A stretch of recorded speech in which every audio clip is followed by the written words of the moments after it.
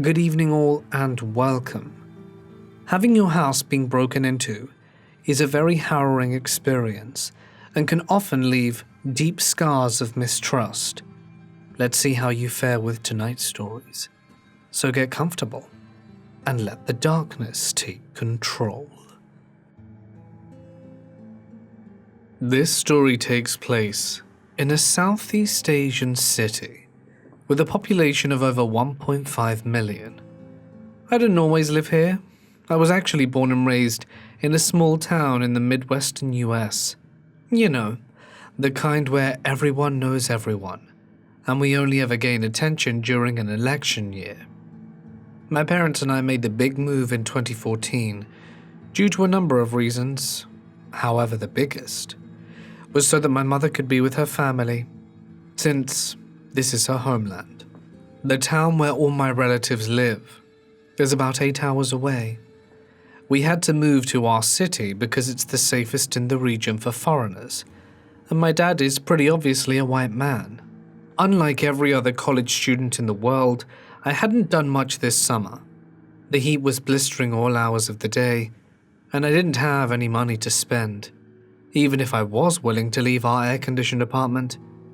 The only thing enticing me to the outdoors were the incessant sounds of construction due to a new unit being added next to our complex. However, leaving was obviously inevitable, so towards the end of the month my parents and I went to buy groceries. The next day my mum and I went to buy some things we had initially forgotten, and the day after that the two of us went out again to pay some bills. That made 3 consecutive days of going out for the first time in literally a month. To say I was exhausted was an understatement. By 7 p.m. on the third night, I was already fast asleep on the living room couch. My mom woke up around 10 that same night and told me to head up to my room. I was too tired to do my entire night routine, so I quickly brushed my teeth and went upstairs.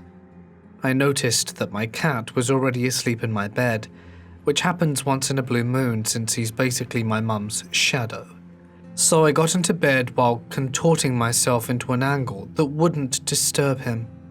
Only cat lovers will know what I'm talking about. I turned on a dim light, plugged in my phone, began playing a random YouTube video and then eventually fell asleep. I don't know what time it was, but I was awoken to the feeling of my bed shaking. I tend to ignore movements like this because they happen often when my cat sleeps with me, as he has a habit of scratching his ear. But there was a pretty strong earthquake just the night before, so I assumed it was perchance another one, making me open my eyes and look down at my cat to see which of the two it was. Indeed, he was scratching his ear. Oh, and there was my mom at the foot of my bed. Nothing out of the ordinary there. She was probably checking on me before her and my dad went out for their 5 a.m. walk as routine, and was bending down to pet the cat. I shut my eyes and was about to slip back into slumber when my half-asleep brain realized that a number of things were indeed out of the ordinary. With eyes that were barely open, I looked at my mum with blurred vision. That's when I noticed something bizarre. She was wearing one of my high school t-shirts. My mum and I are far from the same size, and she doesn't have a history of borrowing my clothes. Weird but not unsettling. Maybe she ran out of clean exercise shirts but decided to use one of mine. I then noticed she was also wearing another one of my high school t-shirts, but this one was wrapped around her head in a weird way that outlined the shape of it, not covering anything, but just framing the profile. In my peripheral, I noticed that my closet doors were wide open. My mum always nagged me to close them because she said that the cool air was wasted when it entered the closet, so I made sure to keep them closed to not burn aircon. I wasn't getting ready at that exact moment, so there was no reason for them to be open. Another random realization hit me when my brain finally registered the fact that while my mum does pet my cat when she comes in to check on me, she never bends down like the person in the room was doing. Looking back now, I don't think I've ever seen her bend like that since I was a kid. Keep in mind, all these thoughts flooded my mind in about 5 seconds. Still, my half-asleep, half-stupid brain was more focused on why my mum was wearing my clothes, as opposed to all the things that were blatantly off in this situation. I sat up a bit, squinted my eyes so that I could read the shirt, since there was writing on the back that would help me distinguish if it was actually mine, and not just one that looked like mine. That's when the person turned to look right at me before running out of my room, maintaining an ungodly crouched position that will be burnt into my mind forever. It wasn't until he was near the stairs that I fully processed what was happening. That person was not my mum. They weren't even female. Instantly, I shot out of bed and instinctively wrapped my blanket around me to cover my nightclothes that suddenly felt too revealing. It was only then that I began screaming. I hesitantly followed him out of my room and watched as he ran down the wooden stairs with deafening steps that echoed throughout the 3rd floor, almost drowning out my piercing cry. If I was going to get my parents' attention, who were sleeping on the other side of a closed door on the 2nd floor, I needed to be louder. I stood at the foot of the stairs and pushed my lungs to their limit. I could practically feel the capacity stretch inside my ribcage. After what felt like ages but was probably only another 5 seconds, my parents' door swung open, and my mum ran up the stairs with a panic-stricken expression that I will never forget. She grabbed me by the shoulders and shouted, "What is it? What's wrong?" I turned to look at her, my mouth agape, and my brows furrowed in a mixture of confusion and disbelief. Had she not seen the man that had ran right past their open bedroom door? It all happened so fast, I wasn't sure if they had crossed paths or not. "Someone's in the house," I responded with a voice that I honestly didn't recognize. Without missing a beat, she wrapped her hand around me, ushered me down the stairs, and shouted, "Grab a gun," in my country's native tongue. We ran to my parents' bedroom where my dad stood in the doorway with tired eyes and slumped posture. I pushed him in, turned around and shut the door, simultaneously fumbling with the light switch so that we weren't in complete darkness. My dad ended up having to turn them on. I turned to him with the same incredulous expression I had when I looked at my mum. He had been standing in the doorway to his room too, in perfect view of the man running away, yet he seemed oblivious. "There's someone in the house," I repeated. I watched his face drop at my words. With the door now locked, I turned to my parents and watched them silently, waiting for them to do or say something. For 19 years, they had taken care of me and catered to my every need and want, but now there they stood, just as scared and defenseless as I was. In that moment, they were just people. My dad, an infamous Type A personality, kept his focus on the floor, processing the entire situation and deciding what to do next. My mother was the complete opposite. She had grabbed her phone and was dialing 911 while pulling her hair gently between her fingers. She said it wasn't working, so I took the phone from her and dialed 911 again. But when I lifted the phone to my ear, all I heard was a monotone voice say, "Sorry, your balance is too low to make this call." In this country, most of the phones are prepaid, so if you don't have money on your account, you can't make calls or texts. However, my mum said that she had added money to her account just a few hours earlier. I began to ring my aunt, who lived 8 hours away, but it worked fine. That's when we figured out you can only use cell phones to call other cell phones, and landlines to call other landlines, aka 911. The problem was, our landline was on the 2nd floor hallway, a few feet from the other side of the door.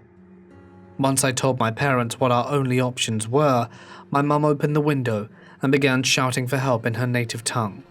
Similar to a knee-jerk reaction, I instantly shut the window. "Don't do that. They'll know we're defenseless, and they'll come back or come in."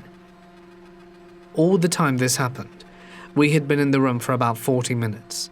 I was convinced that if they had left and then heard her screaming, they would come back, knowing we were sitting ducks.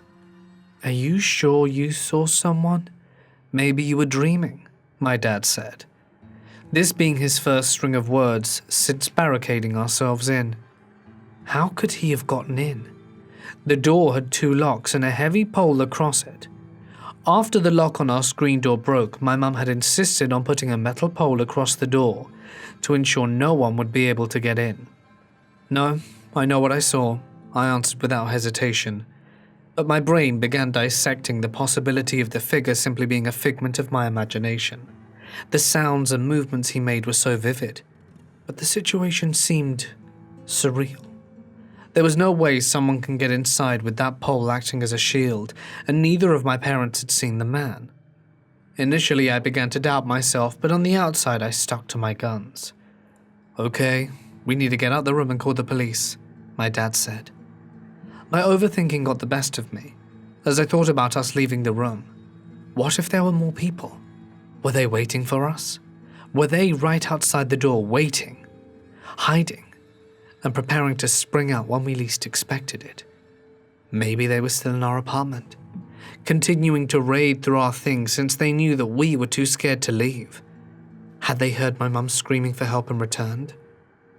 We searched the room for weapons to protect ourselves with, but we wouldn't find anything even remotely useful. What happened to the gun my mum was shouting for, you ask? That never existed. She just screamed it so the man would hopefully leave from fear. So with half a pair of broken scissors in my dad's hand, a small floor fan in my mum's, we prepared ourselves for whatever was on the other side of the door. My dad unlocked the door and swung it open swiftly, hoping to catch anyone out there off guard. The complete silence mixed with the eerie yellow light coming from our hallway seemed like a scene from a horror movie. Straight ahead, we all noticed that the door to the second-floor balcony was wide open, and the screen on the window next to it had been prized open. The first feeling to run through me was assurance of knowing that I wasn't crazy and that I hadn't made it up. And the second was pure dread, knowing that I wasn't crazy and regrettably hadn't made this up. We searched the second floor and found no one, and nothing that seemed out of the ordinary.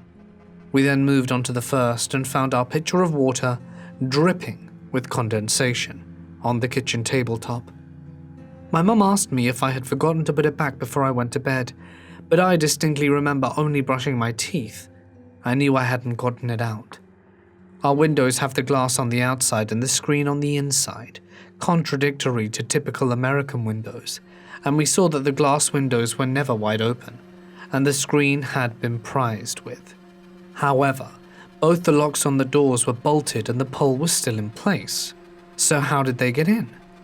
We figured that the man had initially attempted to come in by putting his hand through the small gap he made in the screen window, trying to reach for the door so that he could unlock it. However, his calculations were off, and he couldn't make the distance. So he climbed up to the second floor, did the same thing, and managed to do it. He did this by climbing through the apartment that the construction workers had yet to finish. We dialed 911 5 times, and despite the fact the police station is a 3-minute drive away, it took them no less than 45 minutes to arrive. While waiting, my mum knocked on the other apartments to let them know what was going on, but, unsurprisingly, no one answered. The police eventually came and told us that someone had made a call earlier saying they heard a woman scream for help, my mum, but couldn't find the location of the screams. They searched the house and found no one, and didn't even tell us how to file a report. They're pretty useless. We called the landlord about this. She said that there hadn't been any break-ins in the past, but speaking to another neighbor, she confirmed that there had been 3, not too long ago. So that's dodgy. Over the course of the next few weeks, we found things had been stolen, like sunglasses, backpacks, jewelry, money, and stuff from our storage room. My phone was taken, and that's what I assume he was taking when he was crouched over my bed. He probably wanted the charger too, but my laptop and camera, which were both sitting on the desk next to my jewelry box, were untouched. My parents think it's because He was going to take the heavier items when he was going to leave, so he wouldn't have to carry them around. I didn't see anything in his hands when he left, though. He took 4 of my shirts, 2 of them being the exact same. He also went to my cousin's room and stole her towel, of all things. Thankfully, she had gone home for the summer, so she wasn't around, but it's almost as if the thief knew that. He went into her room and my room, but completely avoided my parents' room. I also couldn't get over the fact that he drank our water straight from the jug, which would have made sense since he climbed into the 2nd story. However, this country is notorious for being superstitious, and my mum said that thieves tend to leave water out because it makes the homeowners go into a deep sleep. Something about the water resembling the calming waves of an ocean. I've never been one to believe in superstition, and she thinks that's why I was able to wake up. Just a few hours after the incident, we decided that we were going back to the States. This wasn't the only occurrence affecting our decision, but it was the straw that broke the camel's back. I'm just grateful that we all came out safe and nothing worse happened. And I'm also incredibly grateful for my cat, since he's basically the hero for waking me up. In fact, my cousins are fighting over who'll get to keep him once we leave. Back in my late teens in Dublin, Ireland, I used to head to a particular nightclub every single week and got to know most of the regulars there, to the point that I could sit at a table and know at least a few people. I was introduced to a new woman that no one really knew very well and said hello, and made very short and polite conversation, and then went about my time as normal, dancing and drinking. Nothing much of note happened during my time in the club. At the end of the night, I left a little earlier than my friends because I lived far away outside the city.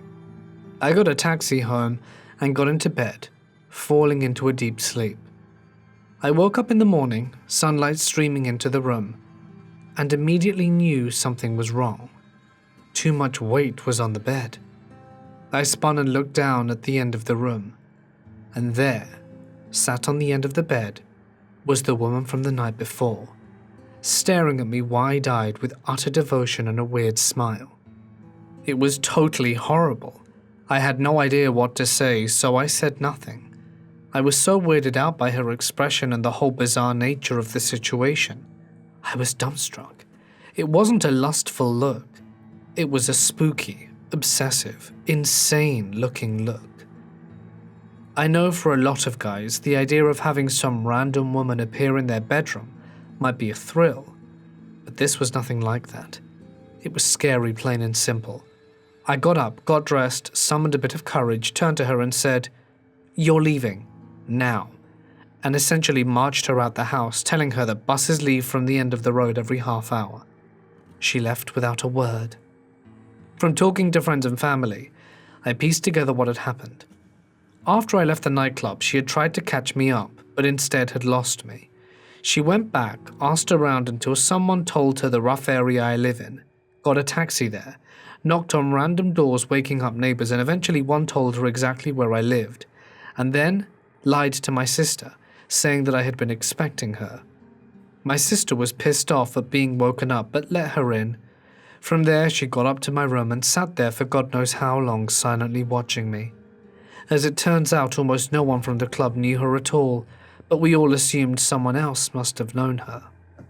What really spooks me is that if she had wanted to hurt me for whatever reason, she easily found her way right into my family's house, right into my bedroom. And I shudder thinking about it. This story is my father's. It happened in the summer of 1993. My dad and his girlfriend, now stepmother, were living in Cardiff, Wales in the city centre. Not a particularly high crime area, a lot of student accommodation. The Warm as Toast Cafe, amusingly abbreviated on the front as Twat Cafe, was nearby. At 6 a.m, my dad gets up and walks down to the kitchen to get his morning coffee. As he walks into the kitchen, he's welcomed by a random man sat at the kitchen table, staring at him. Being the cool collected guy he is, instead of freaking out, my dad asks the guy if he wants a cup of coffee. The breakfast intruder agrees and joins him. A few minutes later, my dad's girlfriend comes in, also doesn't freak out, and offers to make him some breakfast. So the three of them sit down, have breakfast, and have a chat for 20 minutes or so. Apparently the conversation was a bit weird and nonsensical, but they didn't say what it was about. The breakfast concludes, and they escort the intruder through the front door. After he leaves, he starts freaking out, and naturally they call the police. The police come, take statements, etc., and later in the day they're contacted by the police, saying that they apprehended the breakfast intruder.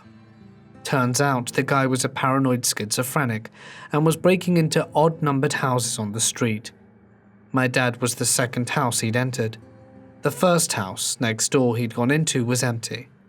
This is where he left his tools, a sawn-off shotgun and a lot of ammo. His plan was to shoot anyone in the odd-numbered houses on the street. When the police arrested him, he told them that my dad and his girlfriend were the nicest couple he'd ever met, and that had stopped him carrying out his plan. When people say I'm too laid back for my own good, I tell them this story, and it never fails to shut them up. I'm a girl, and this happened when I was 20 in the early 2000s, when people used landlines and cell phone calls were not unlimited. This happened in a town about an hour away from Sacramento. My friend was house-sitting for a family that her family was friends with from church. She was to house-sit in the country, just outside of town for a week. They had animals like cats, rabbits, a donkey, and a horse. The family also had dogs too, but the family took dogs with them. My friend was in charge of feeding the animals and watching the place. She didn't have to get the mail daily, because they had this metal lockbox-style mailbox down their long driveway. They didn't have any neighbors for miles, just fields of alfalfa, cattle and corn, so I guess the lockbox was for safety. Towards the end of the week, she asked if I wanted to spend the night and keep her company. I thought it sounded fun. I had moved out of my aunts and uncles and gotten my own apartment, so I told her I'd pick her up on the way there after I got out of work. We got there around 9:30 p.m., grabbing dinner on the way. We went into the barn first thing and fed the animals. It was late for their dinner, and they made their hunger known with their animal noises. We made sure they had water, then went inside. The house was this big ranch-style house, single-story. The living room was to the left as you walked into the home, and there was a long hallway directly to the right of the entrance that led to where the bathroom and bedrooms were. Straight ahead was a dining area, and to the left of that was the kitchen area and the patio. They did not have an open floor plan. In the kitchen on the opposite side of the dining area was a long hall that had several doors. My friend explained that the wife ran daycare centers out of the house, and these rooms were play areas for the kids she took care of. We didn't bother going over there because we had no interest. We watched some TV, ate our leftovers, and talked about the people we knew. As it got later, she turned on the house alarm and said she didn't like sleeping in other people's beds, so she'd been sleeping on the couch, then offered it to me. She would sleep on one of the two huge recliners that reclined so far back it was almost flat. The chairs were really comfortable, so I said I'd take the chair. I went and laid back in a chair with a blanket. We turned off the TV and were talking for maybe 20 minutes in the dark, when the motion sensors flooded lights and started shining through the windows, lighting up the room. Now I have no idea why people in the country think it's okay to not have curtains or blinds, because to me that's insane. We both go quiet, and Amanda says, maybe it was one of the cats. That's when we start hearing gravel crunch, like a person walking across gravel in the parking area outside. My chair was the closest to the window, and I slid carefully down to the floor, clutching the stupid blanket the whole time. The floodlights timed out, and my friend slid to the floor too. We laid on our stomachs in the dark, not knowing what to do for a minute, when we heard a loud bang, and all of a sudden the house alarm started blaring and the floodlights turned on again. It was so loud we covered our ears and I began to panic. I swear I've never been so close to peeing my pants in all my life. I began crawling towards the keypad for the security because I've seen the commercials. There's a button you push when a person responds to you in case of an emergency, or at least sends the police. The main screen says patio 1 of 2 open. Amanda starts to cry a little and hits the call assistance button on the pad, but nothing happens. There's no assistance. I ask her where the phone is, and she says there's a phone in the kitchen and one in the parents' room down the hall. So our choices are to go to the kitchen past the windows and next to one of the patio doors, or go down the hall to the parents' room and use the phone there. I ask her where the other patio is, and she says that it's in the daycare part of the house. It was an easy decision. We go inside the parents' room as it's pitch black. I ask her where the phone is, but she says she thinks we have to turn a light on. I don't really want to, but we have no choice. We don't have a flashlight, and I didn't bring my cell phone because I had limited minutes. It was a simpler time, and Amanda didn't even own a cell until after this happened. She turned on the lights and we began looking around the room. Not only did these people not have curtains on any window, but they didn't even have a closet door. We see a golf club leaning against the wall by the bed. They probably have it instead of a baseball bat, I think, which is what we had next to our bed at home. We figured if we hit someone with it, it's gonna leave a mark, so she grabs it and we continue our search for the phone. Looking at the obvious places, we find a cordless phone stand, minus the actual phone. The alarm is still raging. We have a light on, and the person who opened the patio door is bound to notice. She asks if we should use the locate phone buttons. I look at her and respond, yeah, if you want some strange guy coming in here with it and asking us if we're looking for something. I'm getting mad, and I'm scared. Standing there knowing that we have to go to the kitchen, house alarms suddenly stop, and it goes country quiet. If you've lived in the country, you'll know what I'm talking about. There isn't another golf club for me to grab, so I make her go out first, flipping every light on and keeping the doors we pass in the hall closed. We double-check the security panel, and it still says patio open. We hit the call button. It doesn't work. Double-checking the front door is locked. We start for the kitchen. I tell her we have to check the patio near the kitchen, and I grab a big knife that wasn't even close to being sharp from the kitchen. We check the patio door near the kitchen. It's locked. We turn on all the lights and grab the phone and dial 911. This phone isn't a cordless phone. It's one of the old ones with a wire cord attached to the wall. My friend is on the phone with the dispatcher telling her what happened, and I hear a whistle coming out from the kitchen window. The thing people don't think about, because I didn't think about it, thinking that safety was turning on the lights, is that while you have the reflection of the inside of the window, people on the outside have a clear view of you, unless you press your face against the window. I hear the whistle again. It sounds like someone's trying to get someone else's attention kind of whistle, but I don't see anything outside. I'm not pressing my face to the window to see if I'm the person they're whistling for. My friend is still talking to dispatch and crying and saying she doesn't have the address to the house. She hands me the phone and I say, "Hello?" The dispatcher lady, who sounds annoyed, tells me she needs an address to send police to. I ask that she trace the call and she says something like, "You're house sitting and you don't even know where you're at?" Scared, angry and overwhelmed, I hand the phone back to Amanda and start looking for something with an address in the kitchen. I'm looking in the junk drawer, on the counter, the fridge, keeping my eyes down the hall that has the daycare rooms, knowing that on the other side of those doors is a patio that was opened. Amanda tells the lady that she doesn't pick up the mail because of the lockbox, and then a few seconds later removes the phone from her ear and stares at me with a blank face. I ask her if they're tracing the call because I can't find anything with an address. She responds, "She said I hope the police find you in time," and hung up the phone. I was now really scared and angry. We knew that there were people outside. We knew that the patio door to the daycare area was open. We did not know what to do. We stood in the kitchen silent for what seemed like forever, but was probably just a minute. We picked up the phone and dialed 411. I told Amanda that they would have the number to the police department. As calmly as I could, I explained what happened to us to 411. I included the 911 dispatcher and said we really needed the phone number of the town's police department. And we heard a huge metal bang outside the kitchen window by the patio door. It sounded like someone had dropped something metal and heavy. Amanda started to cry. I couldn't hold in my fear anymore and began crying too. The 411 operator said they were connecting us and would stay on the line with us after getting pissed at the 911 dispatcher on our behalf. A police officer answered the phone, and the 411 operator started explaining what was happening.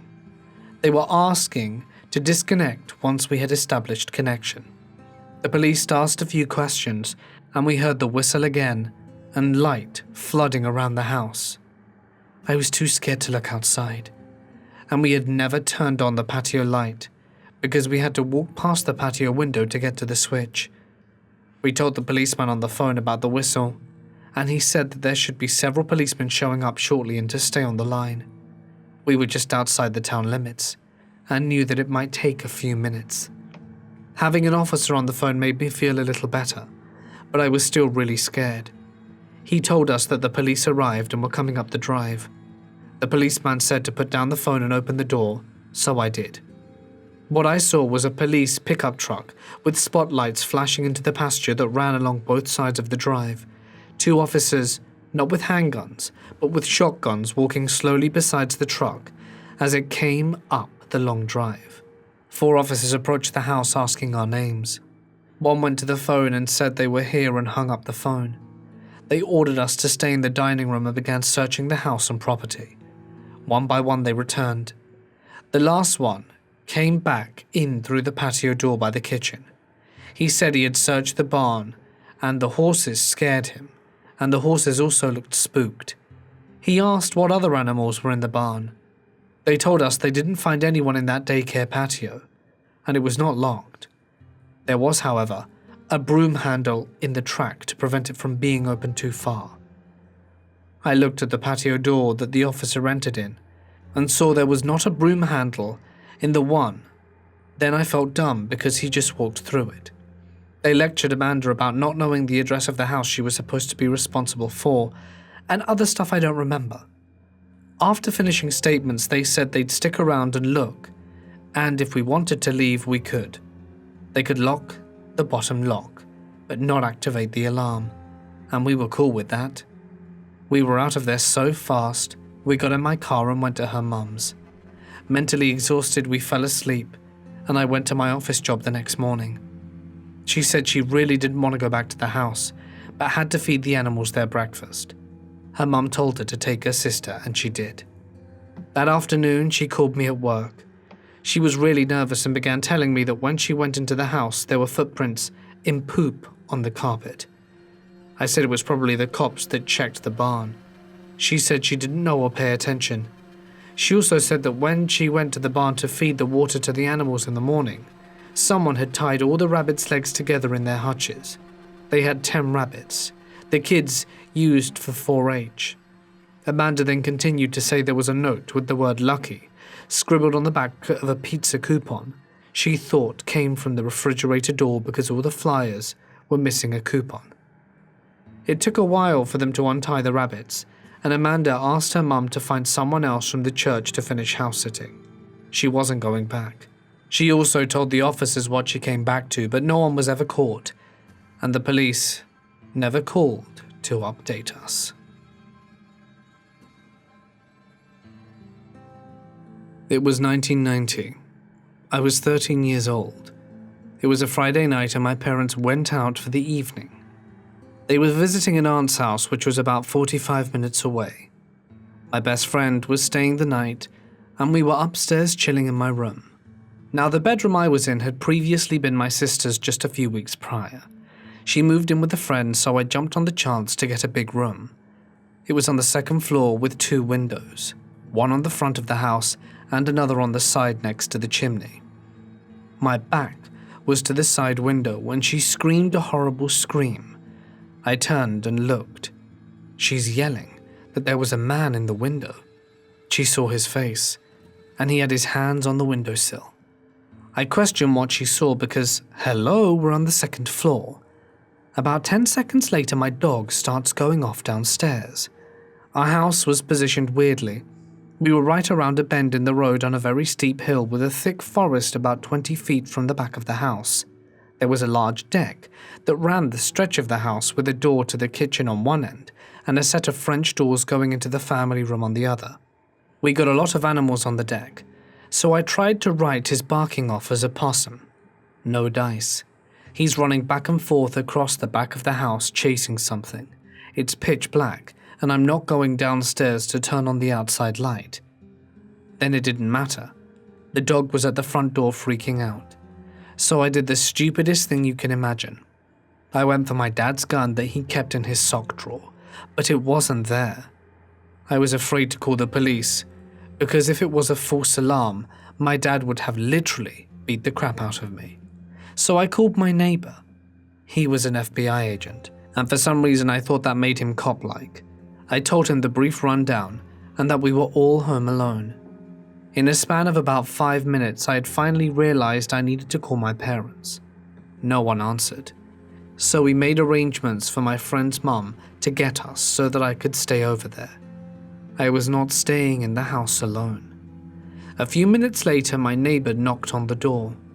He said that as he was walking to the yard, a car peeled right out of the bend.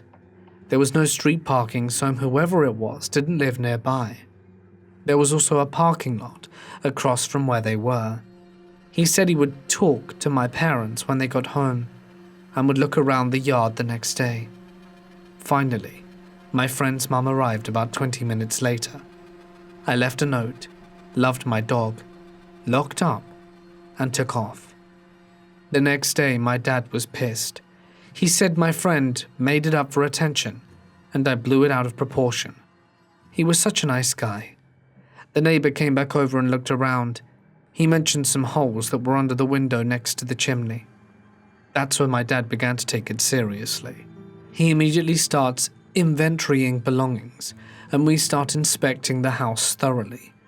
I found pry marks on the front door. We seldom use it, so he wouldn't have noticed right away.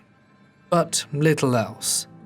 Now, I didn't tell him about the gun because I assumed he moved it, and if he knew I went looking for it, he'd certainly beat me.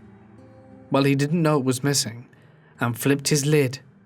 He then went through his important paperwork and discovered that several credit cards were missing as well as some collectibles that were stashed in his closet. We inventoried our belongings. My mom was missing some jewelry and I was missing all my Z Cavachi clothes, as well as some knickknacks. The cops were called and a report was filed. It took a few days, but he was able to get his info on the charges made to one of the cards. It took a week to get all the statements. There were charges for jewelry, clothing, alcohol, and the one that stood out were lots of baby supplies, including a crib. All the clues led to one person, an old friend of my sister that she had recently started hanging out with again. She was pregnant. There was a family meeting and my sister says that she lent her car to the girl a few times while she was at work. Our dad had her call the girl and tell her that if she confesses to what she did, he wouldn't press charges against her. She admits to copying the house and car keys, and she borrowed the car. While everyone was gone, her and some friends came in and took things. She didn't know about the gun or that something happened that one night. It seems her friends were coming back without her. I'm trying to remember if she got in trouble or not, but I know a few of her friends got arrested. They changed the locks, added a keypad on the garage, and my dad started setting booby traps. The worst trap was a series of razor blades that he duct taped around the doorknobs. That one almost caught me sneaking in one night. My dad told me this story once. One night, his friend is drunk at a bar down the street from where my dad lived. He called my dad at 2 a.m. and asks if he can walk to his house and sleep on the couch because he was way too drunk to drive. My dad says it's fine and tells him the front door is unlocked. The next morning, my dad wakes up to go to work and his friend is nowhere to be found. He figures he got a ride home or waited somewhere else to sober up instead. When he goes outside, he sees 3 cop cars in front of his neighbor's house. Apparently, his friend forgot which house was his. He walked into the other house, stripped down naked, and went to sleep on their couch. The neighbor's kids found him there next morning. My dad corroborated his story and they didn't press charges because the neighbor recently lost a close friend to a drunk driving accident. Hey guys, it's Mort here. Thank you so much for listening. I hope you enjoyed tonight's video as usual. Fun fact about tonight's video, the long story, I had a bit of a trouble with it. I recorded it once, but the microphone input setting was set way too high. So it sounded like this the whole time. Like you couldn't even hear it. It just sounded like muffled and way too loud. And it was like 23 minutes of raw audio and I was like, no. Very sad. So I re-recorded it. That's why my voice sounds like gravel right now. In any case, if you enjoyed tonight's video, be sure to leave some love. Remember, there are new stories every other day and a huge comp on the weekend for a bit of, good listening. Sorry for no video on Friday. I was busy doing some legal paperworky stuff and it took way longer than I thought it would, so I didn't even get home until super late, so I didn't even get a chance to finish, so I thought I'd just whack out a comp the next day, as usual. But that's it. Hope everyone is good. This week I told myself I'm going to start preparing my uploads in advance, which I am. So hopefully we won't have any more random hiccups. But that's it for now. Huge thanks as always to my amazing patrons and members. Names are on screen. Incidentally, if your name isn't on screen, I'm going to update it tomorrow, so don't worry. Stay awesome, and I'll see you in the next one.